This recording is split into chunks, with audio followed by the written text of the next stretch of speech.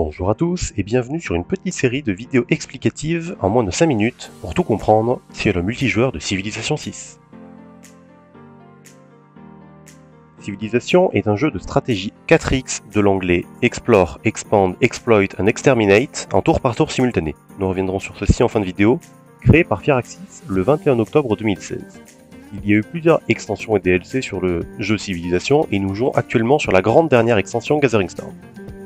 Gathering Storm est nécessaire, en plus du jeu de base, si vous voulez profiter du multijoueur entre guillemets compétitif, ainsi que les modes de la communauté MPH, BBG, BBS, qui servent tous les trois à équilibrer le multijoueur et implémenter des spectateurs, gérer les drafts, etc.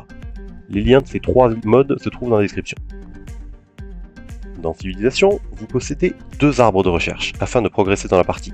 Un, basé sur la science, qui va vous permettre d'améliorer la technologie de vos unités, de vos bâtiments, le genre de bonus vous permettant de développer au mieux votre empire, et un sur la culture permettant d'avoir des cartes jouables réduisant les coûts de construction, augmentant le nombre de bonus que vous pouvez avoir en simultané.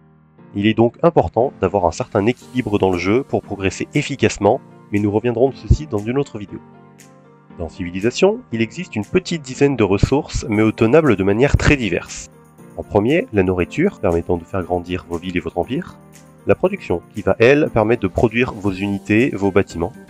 L'or, permettant d'améliorer les troupes que vous venez de construire ou de les acheter directement, d'acheter des cases, des ouvriers, tout ce qui est productible et aussi achetable dans le jeu.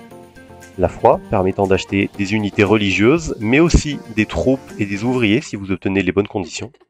La culture, qui va, elle, vous permettre d'avancer dans votre arbre des dogmes, et la science dans votre arbre des technologies.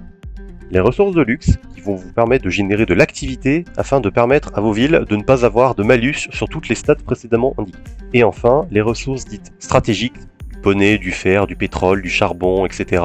pour produire des unités spécifiques. Nous reviendrons sur chacune de ces ressources indépendamment dans les futures vidéos.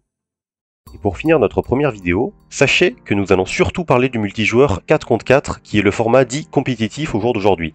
Vous pourrez évidemment utiliser toutes ces informations pour jouer en solo chez vous, en chacun pour soi ou dans d'autres modes, mais partez du principe que ces vidéos vont vraiment s'allier dans une optique de 4 contre 4.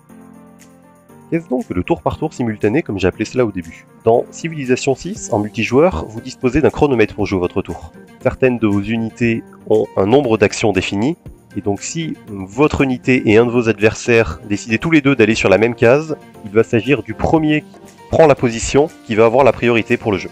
Le deuxième devra donc inciter une action de combat envers cette case. Il s'agit aussi d'une mécanique qui est utilisée pour les phases de guerre, où vous pouvez attaquer en fin de tour et en début du tour suivant, vous permettant d'effectuer deux actions militaires très rapidement pour surprendre l'adversaire. Pour notre prochaine vidéo, nous reparlerons des serveurs communautaires, des modes, ainsi que tout le détail du vocabulaire employé dans l'univers de Civilization VI.